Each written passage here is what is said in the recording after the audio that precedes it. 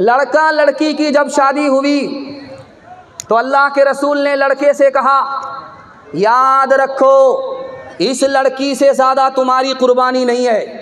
कहा या रसूल अल्लाह, खाते कमाते हम हैं, पसीना हमारा छूटता है, ये तो घर में रानी की तरफ बैठ कर के खाती है, इसकी क्या कुर्बानी है। तो अल्लाह के रसूल ने समझाया, अगर शादी से पहले तुमसे कहा जाता शादी करोगे माँ बाप को छोड़ना पड़ेगा, ख़ानदान को छोड़ना पड़ेगा, तो तुम कुंवारे रह जाते, शादी नहीं करते। कुर्बान जाओ इस लड़की के ऊपर कि तुमसे शादी किया, तुम्हारी खातिर सब कुछ कुर्बान कर दिया।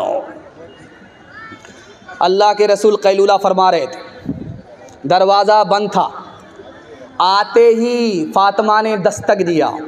अल्लाह के रसूल ने खोला, कहा बेटी तुम्हारे आने का वक्त नहीं था, क्यों आई, कैसे आई। कहा अली से खफा होकर के आ रही हूँ। कहा बेटी मैं तुम्हारा बाप हूँ, अली तुम्हारे शौहर हैं, अली की इजाज़त के बगैर मेरे घर में कदम मत रखना, अगर कदम रखोगी तो दरवाज़ा बंद तो मिलेगा, खुल नहीं सकता। बेटी जल्दी से जाओ, अपने शौहर से माफ़ी मांगो, अगर तुमने माफ़ी नहीं मांगी, तुम्हारे शौहर ने तुमको माफ़ नहीं किया, बेटी तुम्हारा इंतकाल हो गया, मैं ज़िंदा रहा, मैं तुम्हारी नमाज जनाजा पढ़ूंगा भी नहीं, पढ़ाऊंगा भी नहीं। एक बात नुक्ते की सुनिए, जितनी भी औरत है दुनिया की सब मर्द से पैदा हुई है, लेकिन सारे मर्द औरत से पैदा नहीं हुए, लेकिन सारी औरत दुनिया की मर्द से पैदा हुई, आदम से पैदा हुई, लेकिन आदम के सर से पैदा नहीं हुई। मतलब क्या है कि औरत को सर पर नहीं बैठाना है, और आदम के पैर से पैदा नहीं हुई कि औरतों को ठोकरों में रखना है, जूते में रखना है। औरत कहाँ से पैदा हुई है, पहलू से पैदा हुई है, पसली से पैदा हुई है, और पसली कहाँ है, दिल के पास है। बीवी को दिल के पास रखना है, जूते में नहीं रखना है, सर के ऊपर नहीं बैठाना है। हाथ उठाइए, वादा कीजिए, हाथ उठाइए, वादा कीजिए, हर काम बीवी से पूछ करके करेंगे इंशाअल्लाह। पहली फुर्सत में आपकी हुकूमत चली जाएगी। एक मिसाल पर पैगाम ख़त्म कर रहा हूँ, एक मिसाल, सिर्फ एक मिसाल। घड़ी पहने हुआ था, ख़राब हो गई। ख़राब जब हुई तो कहने लगा अल्लाह अल्लाह कितनी अच्छी घड़ी थी, ख़राब हो गई, बंद हो गई। तो बीवी ने कहा कि हमसे भी अच्छी थी। कहा कि हाँ तुमसे भी अच्छी थी। कहा कि वो कैसे। कहा कि जब घड़ी ख़राब होती थी तो बंद हो जाती थी, लेकिन जब तुम बिगड़ती हो तो शुरू हो जाती हो, बंद होने का नाम नहीं ले रही हो। हाथ उठाइए, वादा कीजिए, मोहब्बत से अपनी बीवी के साथ मामला करेंगे, गुस्से को पी करके ज़िंदगी गुजारेंगे, तलाक नहीं देंगे। हाथ उठाइए इंशाअल्लाह। जो न देखा न सुना है वो हुआ करता है, अब तो बेपर का परिंदा भी उड़ा करता है, गालियाँ कोई दुआ को ही दिया करता है, अपना हर शख्स का किरदार हुआ करता है, अपने घर में भी सुकून से नहीं रह पाता मैं, रोज घर में मेरे तूफान उठा करता है, रोज घर में मेरे तूफान उठा करता है। 3 वादा दीजिए, 3 काम कीजिए, 3 काम छोड़ दीजिए। मैं आपको वादा देता हूँ ज़िंदगी भर के लिए जलसा कामयाब हो जाएगा। हाथ उठा करके वादा कीजिए, अल्लाह की इबादत करेंगे इंशाअल्लाह, रसूलुल्लाह की इताअत करेंगे इंशाअल्लाह, मखलूक की खिदमत करेंगे इंशाअल्लाह। 3 काम छोड़ दीजिए, मुसीबत आपको छोड़ देगी। 3 काम नहीं छोड़ेंगे, मुसीबत आपको नहीं छोड़ेगी। गुनाह नहीं छोड़ेंगे, मुसीबत आपको नहीं छोड़ेगी। हराम नहीं छोड़ेंगे, मुसीबत आपको नहीं छोड़ेगी। गलत माहौल को आप नहीं छोड़ेंगे, मुसीबत आपको नहीं छोड़ेगी। 3 चीज़ आप छोड़ दीजिए, मुसीबत आपको छोड़ देगी। हाथ उठाइए, गुनाह नहीं करेंगे इंशाअल्लाह, गलत नहीं कमाएंगे इंशाअल्लाह, गलत माहौल में नहीं जाएंगे इंशाअल्लाह, न किताबों से नवाज़ों से नज़र से पैदा, दीन होता है बुजुर्गों की नज़र से पैदा, नहीं सीखा इन्होंने दीन रखकर शेख के घर में, पले कॉलेज के चक्कर में मरे साहब के दफ्तर में, थे केक के चक्कर में तो रोटी भी गई, बड़ी शेख की ताक में थे तो छोटी भी गई, न मानी बात वाइस की, थे पतलून के चक्कर में तो लगोटी भी गई। वाखिरु दावाना अल्हम्दुलिल्लाहि रब्बिल आलमीन। कितना बड़ा गुनाह हुआ, उसने कहा ज़मीन से भी बड़ा, आसमान से भी बड़ा, अर्श से भी बड़ा। नबी ने तसल्ली दी, वो तसल्ली क्या है, ये मेरा दूसरा सवाल है। तीसरा सवाल और आखिरी सवाल है, मर्द अफजल है या औरत अफजल है? राबिया की मजलिस में ये बहस हुई है, अफजल कौन है, मर्द अफजल है या औरत अफजल है? यह आखिरी सवाल है। सो करके सुनेंगे, हाथ उठाइए इंशाल्लाह। खैर माशाल्लाह, सो करके सुनने की गलती मत कीजिएगा, वरना हम भी आपको कब्रिस्तान पहुंचा देंगे। 3 सवाल हैं, पैगाम शुरू हो रहा है। जवान आगे आगे चल रहा है, बूढ़ा पीछे है। अल्लाह के रसूल ने रोक करके पूछा, ये जो बूढ़ा तुम्हारे पीछे चल रहा है ये कौन है? क्या ये मेरा बाप है? का सुभान अल्लाह। अगर तुम्हारा बाप है तो बाप से आगे मत चलना, अगर ये तुम्हारा बाप है तो बाप से पहले मत बैठना, अगर ये तुम्हारा बाप है बुढ़ापे और बीमारी की वजह से पेशाब कर दे तो अपने बाप के पेशाब को इस तरह धोना जैसे बचपन में मोहब्बत से तुम्हारे पेशाब को धोया है। सर पर हाथ रख करके जवान बैठा हुआ है। अल्लाह के रसूल ने पूछा क्या हुआ? का बहुत बड़ा गुनाह हुआ। का कितना बड़ा गुनाह है? का आसमान से भी बड़ा, ज़मीन से भी बड़ा, अर्श से भी बड़ा। का 1 मिनट में छोटा हो जाएगा। ये बताओ कि तुम्हारे माँ बाप जिंदा है? का सुभान अल्लाह। माँ भी जिंदा है, बाप भी जिंदा। का जल्दी से जाओ, माँ बाप के पाँव पकड़ो, अपने गुनाह की माफ़ी के लिए माँ बाप से दुआ कराओ। तुम्हें अपने माँ बाप का मकाम मालूम नहीं, खुदा के यहाँ तुम्हारे माँ बाप का मकाम कितना बड़ा है। अगर धरती पर तुम्हारे माँ बाप तुम्हारे गुनाह की माफ़ी के लिए हाथ उठाएंगे, जो गुनाह अर्श से बड़ा है, खुदा मेहरबान होगा, छोटा हो जाएगा, माफ़ हो जाएगा। मजलिस में बहस हो रही है, औरत अफजल है या मर्द अफजल है? मर्द बढ़ करके है या औरत बढ़ करके है? औरत बढ़ करके है या मर्द बढ़ करके है? मर्द के वकील ने कहा मर्द नबी बनता है, औरत नबी नहीं बनती, इसलिए औरत से बढ़ करके मर्द है। राबिया ने कहा ये बात सही है कि औरत से बढ़ करके मर्द है, मर्द नबी बनता है, औरत नबी नहीं बनती, लेकिन ये भी भूलना नहीं चाहिए कि नबी तक को औरत ही जन्म दिया करती है, औरत ही के कदमों में अल्लाह ने जन्नत रखी है। इंशाअल्लाह अपने माँ बाप के दिल से खिदमत करेंगे, अल्लाह 3 चीज़ों में इजाफ़ा करेगा। बुखारी की हदीस है, उम्र भी बढ़ा देगा, रोज़ी भी बढ़ा देगा और तंदुरुस्ती को भी बढ़ा देगा। माँ बाप तरसे हैं पीने को पानी, बेटा है राजा बहू फुलवा रानी, बेटा है राजा बहू फुलवा रानी, बुढ़वा और बुढ़िया पे कहाँ है ध्यान, हाय रे मुसलमान, हाय रे मुसलमान। माँ बाप भाई बहन को रुलाए, बीवी को बाहर से लाकर खिलाए, बीवी को बाहर से लाकर खिलाए, कल तेरी औलाद, कल तेरी औलाद लेगी परान, हाय रे मुसलमान, हाय रे मुसलमान, हाय रे मुसलमान, हाय रे मुसलमान। बहुत सन्नाटे में आप जलसा सुन रहे हैं, ये दलील है कि आप सुन भी रहे हैं, समझ भी रहे हैं। मैं दुआ करता हूँ अल्लाह पहली फुर्सत में अमल की तौफीक नसीब फरमाए। खुदा की मेहरबानी के हवाले से 3 मिनट का पैगाम आपकी खिदमत में रखने के लिए जा रहा हूँ। एक मुसलमान पर अल्लाह ने 3 एहसान किए। पहला एहसान किया, इंसान बनाया, अगर जानवर बना देता, बंदर बना देता तो हम क्या बिगाड़ लेते? अल्लाह का पहला एहसान। दूसरा एहसान, हमने इस्लाम की खातिर कोई कुर्बानी नहीं दी, हमने इस्लाम के लिए कोई कीमत नहीं चुकाई, अल्लाह ने मुसलमान के घर में पैदा करके मुसलमान बना दिया, ये अल्लाह का एहसान है, दूसरा एहसान है। और फिर किसी और नबी की उम्मत में नहीं, आखिरी नबी की उम्मत में पैदा फरमाया, ये तीसरा एहसान।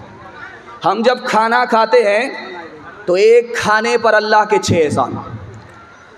जब खाना खाने का वक्त होता है तो भूख लगती है, ये जो भूख लगी है ये अल्लाह का पहला एहसान। इज्जत से खाना मिल गया, ये दूसरा एहसान। खाना खा रहे हैं, मज़ा आ रहा है, ये तीसरा एहसान। वो खाना खा रहे हैं जो डॉक्टर ने मना नहीं किया। ये पांचवा एहसान। और परदेश में नहीं, अपने घर में खाना खा रहे हैं, बीवी बाल बच्चे के साथ खाना खा रहे हैं। आखिरी एहसान, एक रोटी पर अल्लाह ने 360 कारीगर लगाए, फिर रोटी तैयार हुई। जानते पहला कौन है, आखिरी कौन है?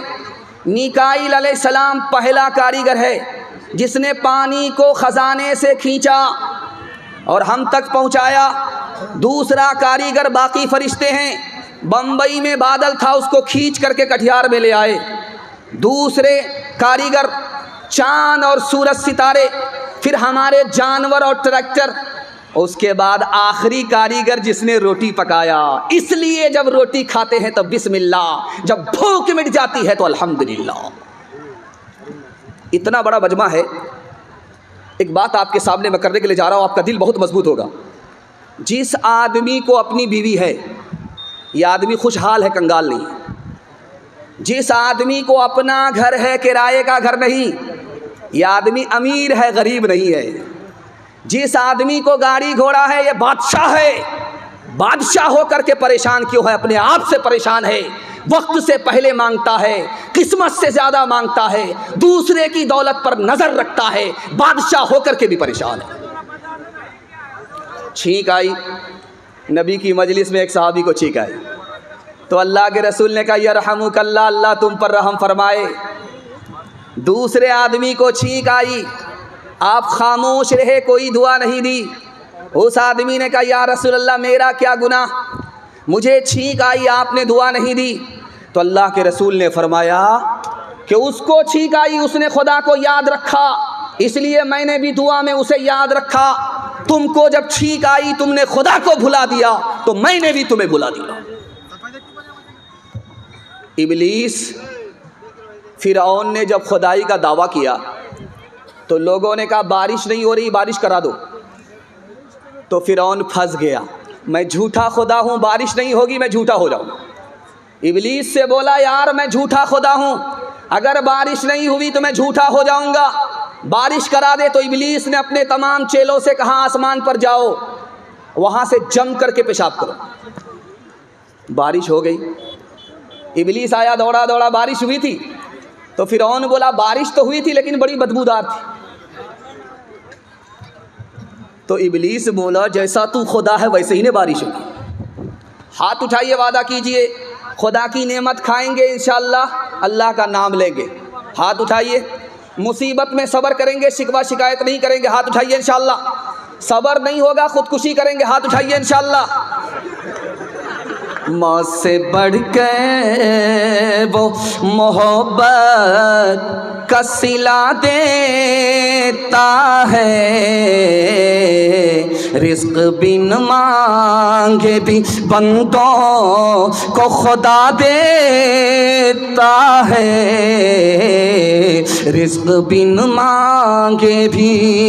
तंग दस्ती मेरे दामन से लिपटना न कभी, तंग दस्ती मेरे दामन से लिपटना न कभी, है वो दाता मेरा हर काम बना देता है वो दाता। सीरत और सुन्नत के हवाले से पैगाम आपकी खिदमत में ज़हमत तमाम। 3 मिनट का पैगाम, बड़े खूबसूरत सामईन, दिल से दुआ करता हूँ अल्लाह आपको खूबसूरत बनाए, आमीन।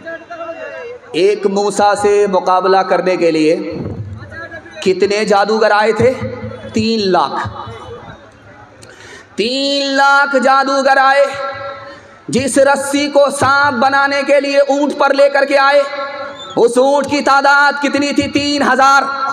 3000 ऊंट पर सामान जादू, और जादूगर 3 लाख। एक मूसा से मुकाबला करने के लिए हार गए, कलमा पढ़कर मुसलमान हो गए। हजरत मूसा ने पूछा मालिक ये तो मेरा दुश्मन था, मेरा मुखालिफ था, कलमा पढ़कर मुआफिक कैसे हो गया, मुसलमान कैसे हो गया? खुदा की तरफ से जवाब आया, ऐ मूसा ये तुम्हारा कपड़ा पहन करके आए थे, ऐ मूसा ये तुम्हारी दाढ़ी रख करके आए थे, ऐ मूसा ये तुम्हारे सर के बाल रख करके आए थे, तुम्हारी लाठी लेकर के तुम्हारी नकल उतार रहे थे। जो नबी का कुर्ता पहने, जो नबी की दाढ़ी रखे, जो नबी का बाल रखे, मेरी रहमत ने गवारा नहीं किया। ऐसे नकल करने वाले लोगों को जहन्नम में दाखिल किया जाए, इसलिए मैंने इनको हिदायत दी, ये कलमा पढ़कर मुसलमान हो गए। डॉक्टर साहब थे, डॉक्टर अंबेडकर साहब, इंतकाल कर गए। उन्होंने ऐलान किया था इसी हिंदुस्तान में, मैं मुसलमान बनना चाहता हूँ।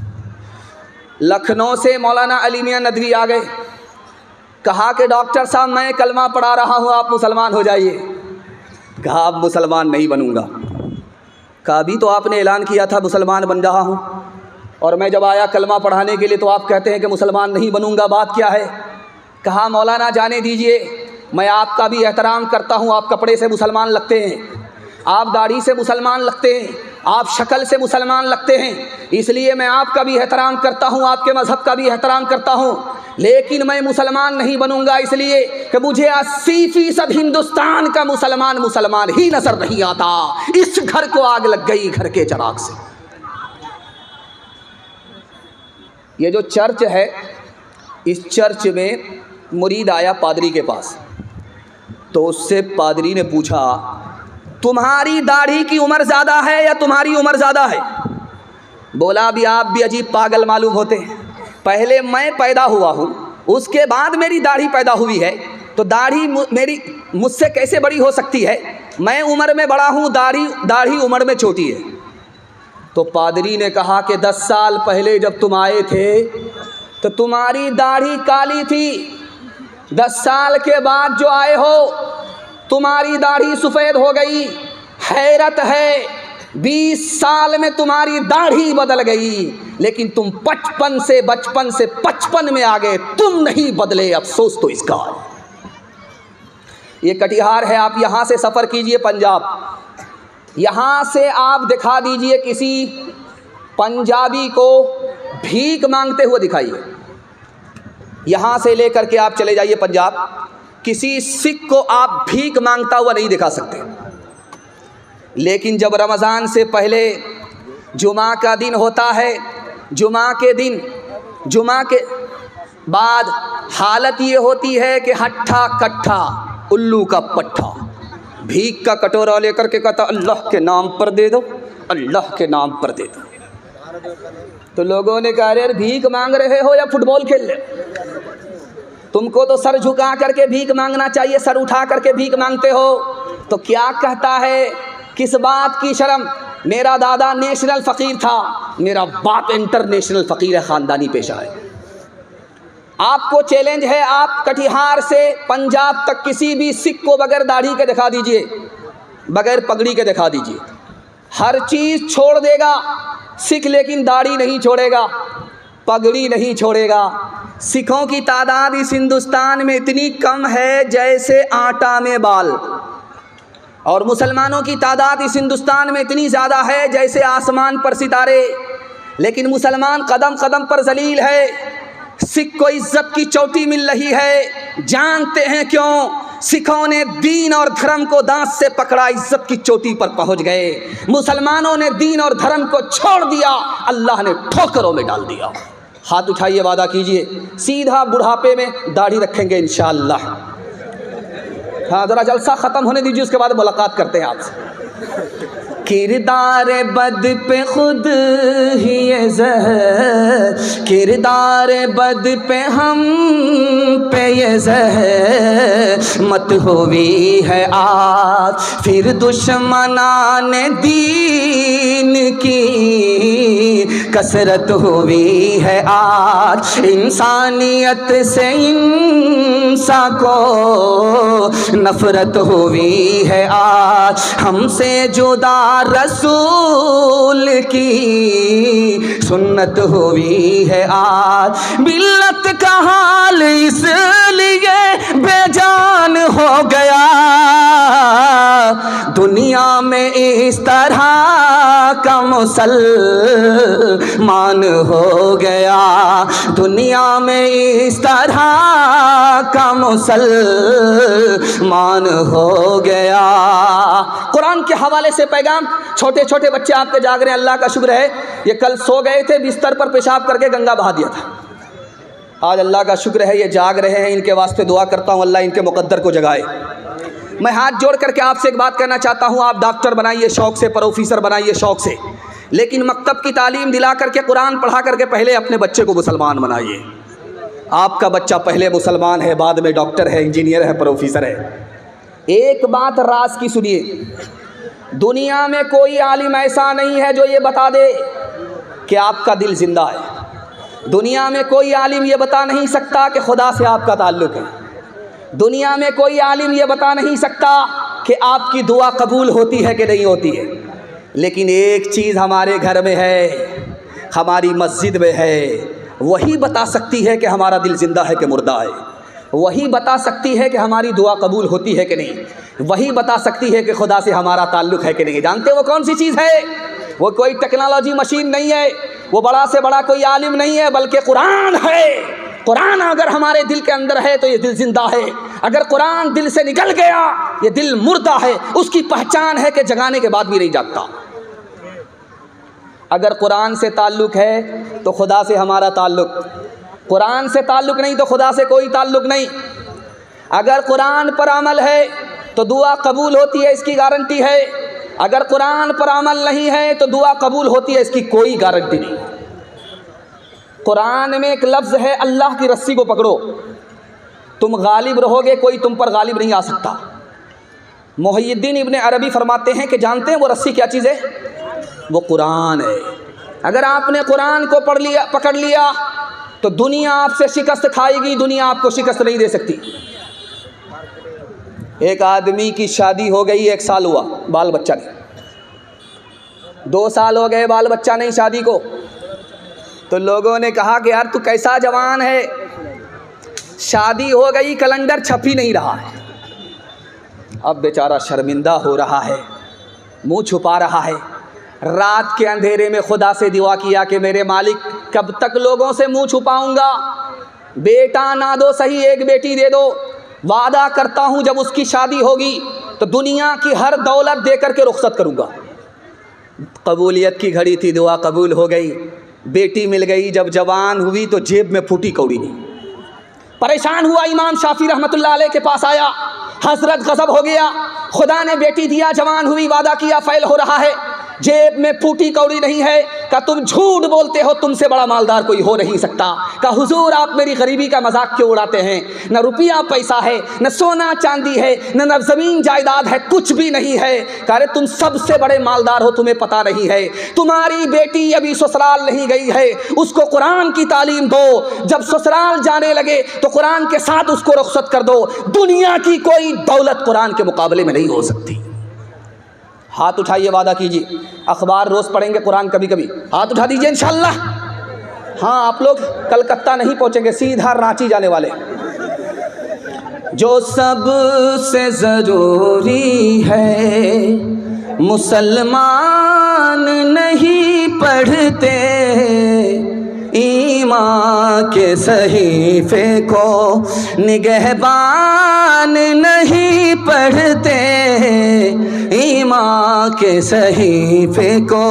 ये कैसे मुसलमान हैं जो सुबह सवेरे, ये कैसे मुसलमान हैं जो सुबह सवेरे अखबार तो पढ़ते हैं, कुरान नहीं पढ़ते, अखबार तो पढ़ते हैं, कुरान नहीं पढ़ते, अखबार तो पढ़ते हैं। एक तारीख़ आपके सामने रखने के लिए जा रहा हूँ, आपके पैर से ज़मीन निकल जाएगी तालीम के हवाले से। सुनने के लिए आप लोग तैयार हैं बेदारी के साथ? तो हाथ उठाइए इंशाअल्लाह। सुना, हाथ उठाइए, दिक्कत नहीं है, 7 खून माफ है। और हाथ उठा करके वादा कीजिए, नौकरी नहीं तो तालीम नहीं, हाथ उठाइए इंशाअल्लाह। खैर, आपको मैं बेदार करके छोड़ूंगा। आप पिंडाल में कम हैं, ससुराल में ज़्यादा। ध्यान से सुनिएगा, 500 साल में सबसे ज़्यादा साइंसदां किसने पैदा किया? तो लिखा कि ईसाइयों ने 70 साइंसदां पैदा किए। इसी हिंदुस्तान ने सिर्फ 8 साइंसदां पैदा किए।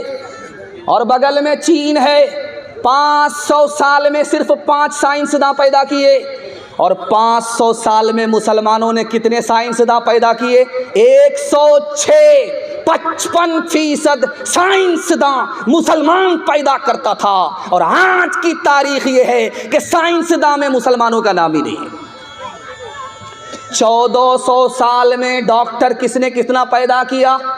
यहूदियों ने 11 डॉक्टर पैदा किया 1400 साल में। ईसाइयों ने कितने डॉक्टर पैदा किए? 51। और चाइना ने कितने डॉक्टर पैदा किए? 7 1400 साल में। जापान ने कितने डॉक्टर पैदा किए? सिर्फ 5। इस हिंदुस्तान ने कितने डॉक्टर पैदा किए? सिर्फ 4। और मुसलमानों ने 1400 साल में कितने डॉक्टर पैदा किए? 41। मुसलमान दूसरे नंबर पर था। लेकिन 1984 की रिपोर्ट है कि दुनिया में मुसलमान 3 चीज़ों में पीछे हैं। सबसे पहली चीज़ तिजारत। 100 में सिर्फ 5 मुसलमान तिजारत करता है, 95 गोल। नौकरी में मुसलमान पीछे, 100 में सिर्फ 2% मुसलमान नौकरी करता है, 98 गोल। IAS की नौकरी 2%, IPS की नौकरी 2%, रेलवे की नौकरी 2%। और मुसलमान किस में पीछे? तालीम में पीछे। पूरी दुनिया में 150 करोड़ लोग जाहिल हैं और सबसे बड़ा जाहिल मुल्क हिंदुस्तान है। और हिंदू मुसलमान में सबसे बड़े जाहिल मुसलमान हैं। 62% मर्द जाहिल है, 72% औरत जाहिल। आप अपने बच्चों पर 3 एहसान करते हैं, याद रखिए, आपका बच्चा याद नहीं रखेगा, भूल जाएगा। पहला एहसान क्या करते हैं? अच्छा खाना खिलाते हैं, बच्चे भूल जाएगा, याद नहीं रखेगा। दूसरा एहसान क्या करते हैं? अच्छा कपड़ा पहनाते हैं। ईद में आप त्यौहार में पैसा को पैसा नहीं समझते, कर्ज लेकर के बच्चे को कपड़ा दिलाते हैं। बच्चे इस एहसान को भूल जाएंगे, याद नहीं रखेंगे। और आखिरी एहसान, बच्चे के लिए अच्छा से अच्छा मकान बनाते हैं। याद रखिए, जब इन बच्चों का दौर आएगा तो आपका बनाया हुआ मकान मकबरा बन जाएगा, उजाड़ करके फेंक देंगे, शीश महल बनाएंगे। तमाम एहसान को भूल जाएंगे। लेकिन किताबों में लिखा है, एक एहसान कर दीजिए, बच्चे की ज़िंदगी भर याद रखेंगे। आप जाहिल रहे कोई फ़र्क नहीं पड़ता, अपने बच्चे को पढ़ा लिखा दीजिए, ज़िंदगी भर एहसान याद रखेंगे। मैं जो आपके सामने बैठा हूँ, कैसे बैठा हूँ? मेरे हाथ पाँव नीचे हैं, मेरा दिल बीच में है, मेरा दिमाग ऊपर है। ठीक यही हालत आप लोगों की है। आप लोग भी बैठे हैं, हाथ पाँव नीचे है, दिल बीच के अंदर है, दिमाग ऊपर है। इस तक़सीम पर जब आप गौर करेंगे तब आपको इल्म की अज़मत मालूम होगी। हाथ पाँव से काम काज किया जाता है, इसको खुदा ने नीचे रखा। इस दिल से दौलत कमाई जाती है, इसको बीच में रखा। इस दिमाग से इल्म हासिल किया जाता है, इसको सबसे ऊपर रखा। अगर तुम्हारे बच्चे को इल्म नसीब हो जाए, हुनर नसीब हो जाए, तो अल्लाह इज्जत की चोटी पर पहुंचा देगा। बचपन में जिसका बच्चा जितना काला होता है, उसकी माँ उतना ज़्यादा साबुन लगाती है, रगड़ रगड़ करके लगाती है, 72 मरतबा साबुन लगाती है। लेकिन वो साबुन भी कसम खा लेता है कि मैं तो काला हो जाऊंगा, लेकिन इस कालिया को गोरा होने नहीं दूंगा। आसमान से ही ठप्पा पड़ा हुआ है। बच्चा काला है, होंठ मोटे मोटे हैं, दांत बाहर है, निहायत बदसूरत है। माँ ने कहा, बेटा तू तो इतना बदसूरत है, लोग तुमको अपनी मजलिस में जगह नहीं देंगे, लेकिन एक काम कर लो, लोग तुमको तरक्की पर उठाएंगे, तुम्हारी जूतियां सीधी करेंगे। बेटे ने कहा कि अम्मा वो क्या काम है? कहा, रात दिन एक करके मोहल्ले के सारे बच्चे को इल्म में पीछे कर दो। जिस दिन तुम पीछे कर दोगे, मोहल्ले के लोग तुमको तरक्की पर उठाएंगे, तुम्हारी जूतियां सीधी करेंगे। ये बदसूरत बच्चा रात दिन एक करके मेहनत करके इल्म में इतना आगे निकल गया कि मक्का का काजी बन गया। इल्म दिल का सुरूर होता है, इल्म दिल का सुरूर होता है, चश्मे बीना का नूर होता है, चश्मे बीना। इल्म से रंज दूर होता है,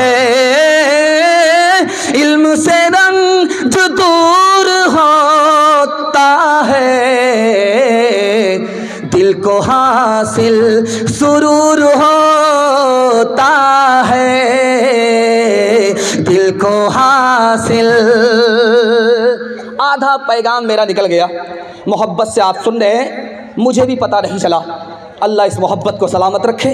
जवान बेटों के लिए मैं दुआ करता हूँ, अल्लाह इनको नौकरी के लिए कबूल फरमाए, इनको रोज़गार अता फरमाए। यहाँ से लेकर के वहाँ तक जवान सुनने के लिए तैयार हैं, हाथ उठाइए इंशाअल्लाह। बूढ़े लोग गलती से हाथ मत उठाइएगा, आप लोग यहाँ जवान होने वाले नहीं। जन्नत में जाकर के जवान होंगे, सीधा हूर से आपका निकाह होगा, लेकिन यहाँ कोई चांस नहीं। जवानों के हवाले से, बूढ़े के हवाले से पैगाम आपकी खिदमत में रखने के लिए जा रहा हूँ। सिर्फ 3 मिनट में निकल जाएगा। अल्लाह आपके इल्म में इजाफा फरमाए, मेरे मुताला को ताज़ा फरमाए। लोग कहते हैं यार मौत बहुत सख्त है, मौत बहुत सख्त है, लेकिन मौत से ज़्यादा सख्त कोई चीज़ है कि नहीं? सुकरात ने लिखा, मौत से ज़्यादा सख्त ज़िंदगी है। इसी ज़िंदगी पर सारी मुसीबत आती है, और मौत से आदमी मुसीबत से नजात पा जाता है। मौत से भी ज़्यादा सख्त ये ज़िंदगी है। मूसा अलैहिस्सलाम ने अल्लाह से पूछा, मालिक जब पैदा करते हो तो मारते क्यों, मौत क्यों देते हो? अल्लाह की तरफ से जवाब आया, ये बताओ कि तुम किसान हो, खेती करते हो, धान की फसल खड़ी हुई, फिर उसको काटते क्यों हो? मकई लगाने के लिए उसको काटते क्यों हो? तो मूसा की तरफ से जवाब आया, ताकि भूसे से दाना निकल जाए। अल्लाह की तरफ से जवाब आया, हम पैदा करके मौत इसलिए देते हैं ताकि बुरों से अच्छों को निकाल लिया जाए। दुनिया में एक ही इंसान आया है जिसकी सबसे लंबी उम्र है, उसके अलावा दूसरा कोई इंसान नहीं है। जानते हैं वो कौन है? हज़रत नूह अलैहिस्सलाम। 950 साल जिंदा रहे। सबसे बड़ी उम्र इसी एक इंसान को मिली है। इसके अलावा किसी और इंसान को इतनी लंबी उम्र नहीं मिली। उनसे पूछा गया कि दुनिया को कैसे पाया? का एक मकान बना हुआ है, उसके 2 दरवाजे हैं, एक दरवाजे से दाखिल हुआ, दूसरे से निकल गया, पता ही नहीं चला। 950 साल पास हो गए। याकूब अलैहिस्सलाम की उम्र कितनी हुई है? 180 साल।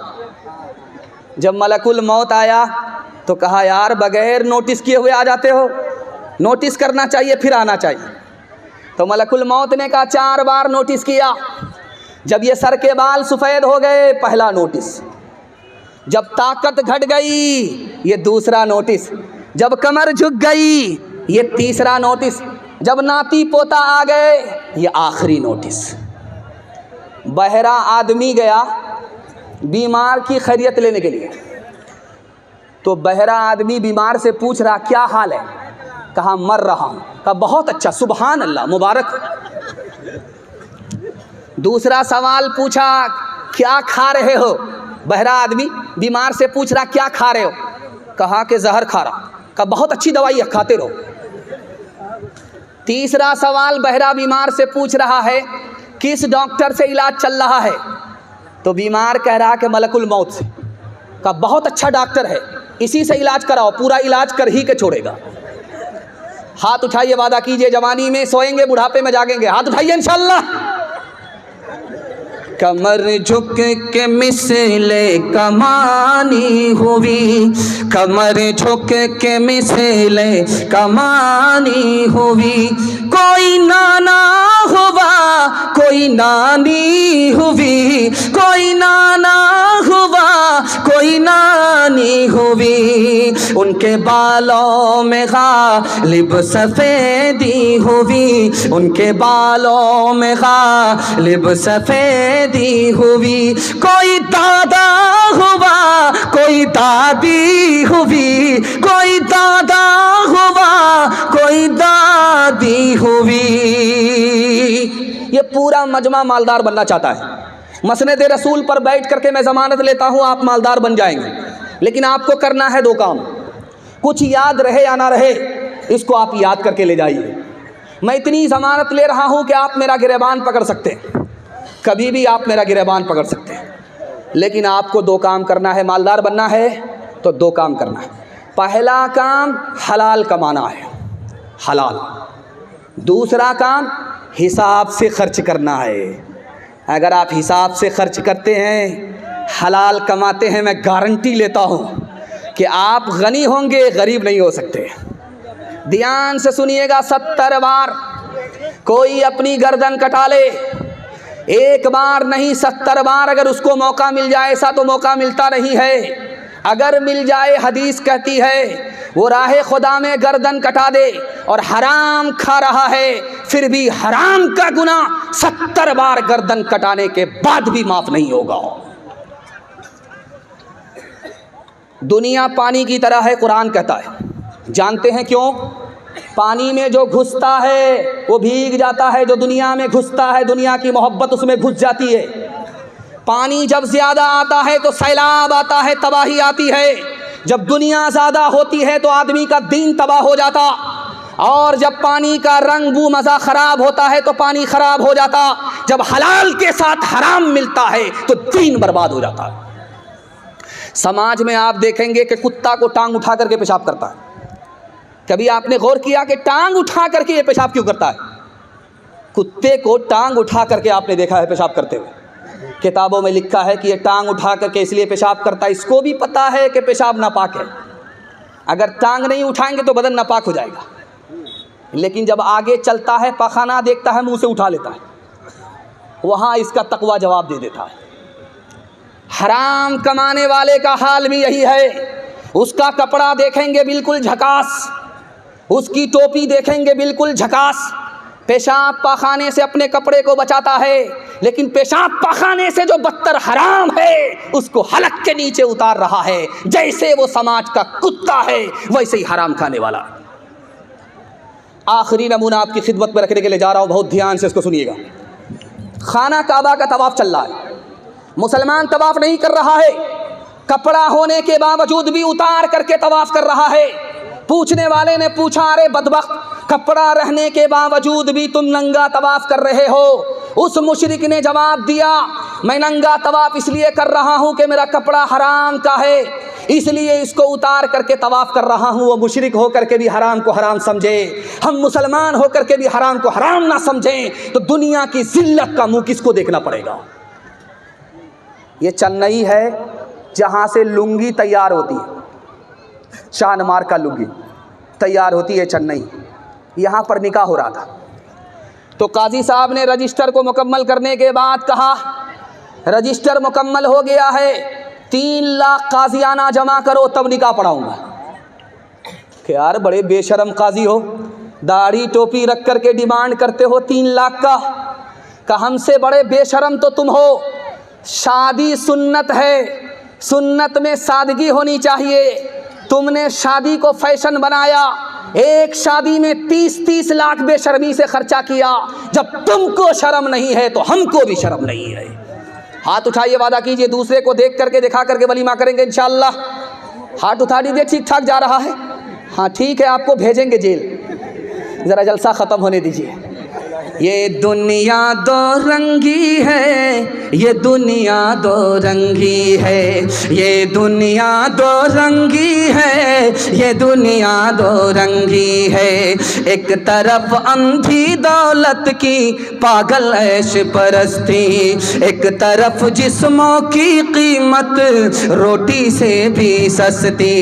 एक तरफ है सोना गाछी, एक तरफ है सोना गाछी, एक तरफ चौरंगी है। ये दुनिया दो रंगी है, ये दुनिया दो रंगी है। आधे मुंह पर नूर बरसता, आधे मुंह पर चीरे, आधे तन पर कोड़ के धब्बे, आधे तन पर हीरे। आधे घर में खुशहाली है, आधे घर में खुशहाली है, आधे घर में तंगी है। ये दुनिया दो रंगी है, ये दुनिया दो रंगी है। जवानों के हवाले से पैगाम, हमारा जवान सुनने के लिए तैयार? हाथ उठाइए इंशाअल्लाह।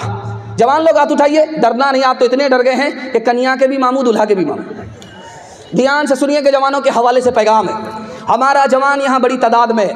मैं इनके वास्ते दुआ करता हूँ, अगर ये कामयाब हो गया तो मुल्क भी खुशहाल होगा, तरक्की करेगा। अगर ये नाकाम हुआ तो मुल्क भी पीछे चला जाएगा। मैं जवानों के हवाले से पैगाम दे रहा हूँ। जब शराब हराम हो गई तो मुसलमानों ने कहा कि इसको बहाने से अच्छा है यहूदियों को तोहफ़ा में दे दो। अल्लाह के रसूल ने कहा कि तोहफ़े में नहीं दे सकते। जैसे शराब का पीना हराम, तोहफ़े में देना हराम। एक दम्मा वाला आ गया, उसने कहा या रसूल अल्लाह, मैं जब शराब पीता हूँ तो दम्मा ख़त्म हो जाता है, मैं इलाज के लिए दारू पी सकता हूँ। अल्लाह के रसूल ने फरमाया कि दारू में बीमारी है, इलाज हो नहीं सकता। तीसरा आदमी आया, या रसूल अल्लाह, अगर शराब में नमक डाल दो तो सालन बन जाता है, शराब में अगर नमक डालो तो सिरका बन जाता है, सालन बन जाता है। मैं शराब के अंदर नमक डाल करके सालन बना सकता हूँ। कहा जैसे पीना हराम, शराब को सिरका बना करके पीना हराम। तीसरे सहाबी आए, या रसूल अल्लाह, एक काम कीजिए, मैं जब मेहनत का काम करता हूँ थक जाता हूँ। हमारे यहाँ जब जाड़ा आता है तो लोग दारू पीते हैं, ठंडक ख़त्म हो जाती है। ठंडक ख़त्म होने के लिए पी सकते हैं और मेहनत की थकावट को दूर करने के लिए पी सकते हैं। तो अल्लाह के रसूल ने कहा कि नहीं। कहा मैं तो मान जाऊंगा, मेरी कौम नहीं मानेगी। अल्लाह के रसूल ने फरमाया अगर तुम्हारी कौम ना माने तो तलवार से जंग करो। एक जवान दारू की बोतल लेकर के रास्ते से गुजर रहा है। हज़रत उमर ने देखा कमर में कोड़ा है, तेज तेज कदम आए, जवान से कहा ओ जवान, ये तुमने क्या छुपा करके रखा है? जवान ने अल्लाह से कहा कि मालिक, आज इज्जत आबरू तू ही बचा सकता है। अगर उमर को पता चल गया कि मैंने दारू छुपा रखी है तो इतने कोड़े पड़ेंगे कि जनाजा उठ जाएगा। जवान ने दिल दिल में कहा कि मालिक, इज्जत आबरू तू ही बचा सकता है। हज़रत उमर करीब करीब आ गए, जवान से पूछा है जवान क्या छुपा रखा? कहा कि सिरका है, शरबत है, सिरका है, शराब नहीं है। हज़रत उमर ने खींच लिया, ढक्कन खोल करके देखा, उस जवान की तौबा कबूल हो चुकी थी। अल्लाह ने शराब को सिरका बना दिया। एक जवान आया हारून रशीद के दरबार में, उसने सुई गाड़ करके धागे का निशाना लिया। धागा कहाँ है, सुई कहाँ है, सुई का नाका कहाँ है, यहाँ से निशाना लिया और धागे को नाके से पास कर दिया। उधर से ताली बज गई, इधर से ताली बज गई। वाह रे जवान, करीब से सुई के नाके से कोई धागा पास नहीं कर सकता। इतना बड़ा करतब दिखाया। सुई कहाँ है, नाका कहाँ है, यहाँ से निशाना लिया, नाके से धागा पास हो गया। इधर से ताली बज गई, उधर से ताली बज गई। हारून रशीद ने कहा कि 10 रुपया इनाम में दो और इसको 10 जूते मारो। अब लोगों के कान खड़े हुए कि भाई 10 रुपया इनाम तो मिल रहा है, ये तो समझ में आ रहा है, लेकिन जूता क्यों मारा जा रहा है? तो हारून रशीद ने कहा कि बेकार काम में इसने जवानी बर्बाद कर दी।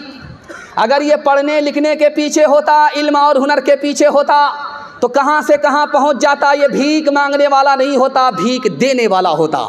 हाथ उठाइए, वादा कीजिए बेकार काम से बचेंगे, शराब से बचेंगे, जुआ से बचेंगे, हलाल कमाएंगे और हिसाब से खर्च करेंगे। हाथ उठा दीजिए इंशाअल्लाह।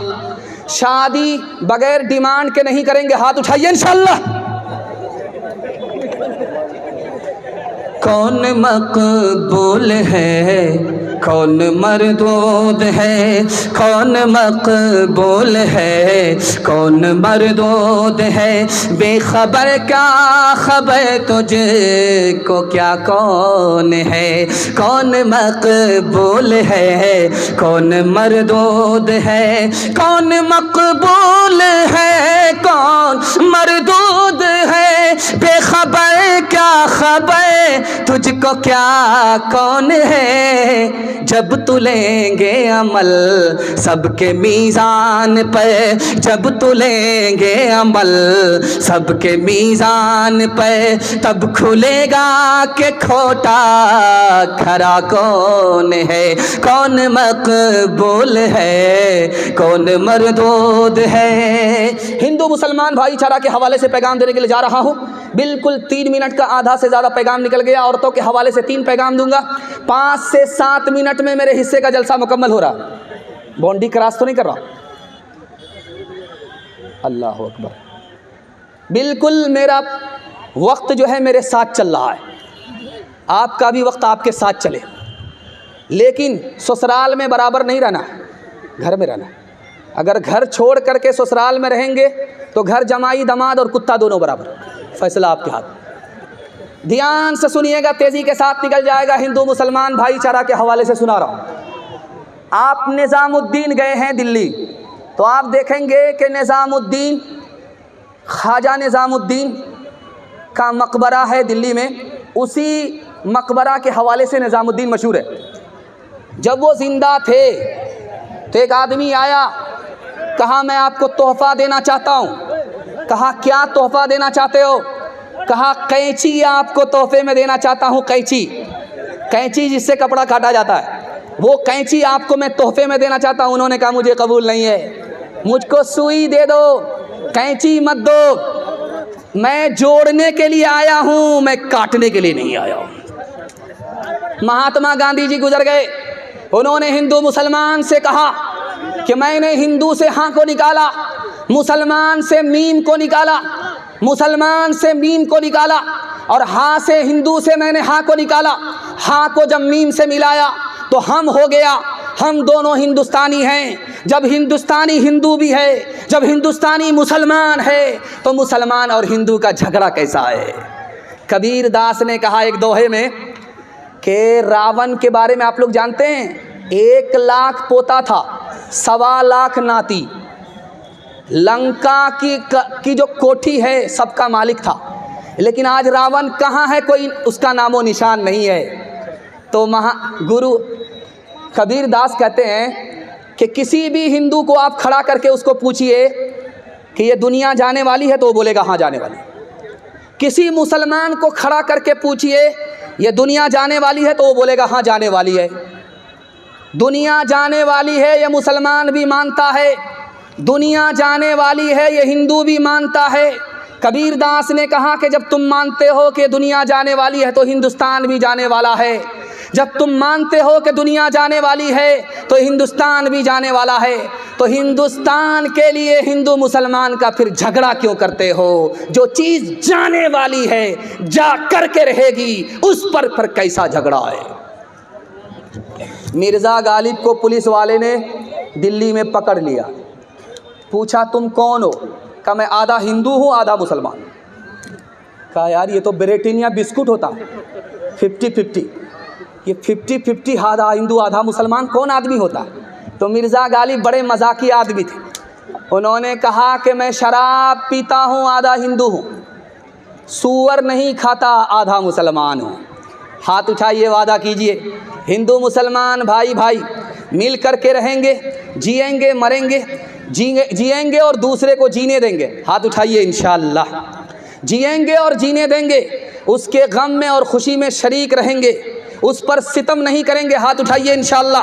दिल मिले या ना मिले हाथ मिलाएंगे। हाथ उठाइए इंशाअल्लाह। का भागा कछो घिर न रहाई, देखत नैन चला जग जाई। 1 लाख पूत 1.25 लाख नाती, तारा वन घर दिया न बाती। लंका सी कोठी समुद्र सिखाई, तारा वन की खबर न पाई। कहत कबीरा अंत की बारी, हाथ झाड़ जैसे चले जुआरी। कहत कबीरा अंत की बारी, हाथ झाड़ जैसे चले जुआरी। औरतों के हवाले से, मियाँ बीवी के हवाले से आपकी खिदमत में पैगाम रखता हूँ। बहुत अच्छा माहौल बना है, अगर आपकी इसकी हिफाजत कर लेंगे तो आपके घर में कभी झगड़ा नहीं होता, कभी झगड़ा नहीं होगा। टूटा फूटा घर आपका जन्नत जैसा बन जाएगा।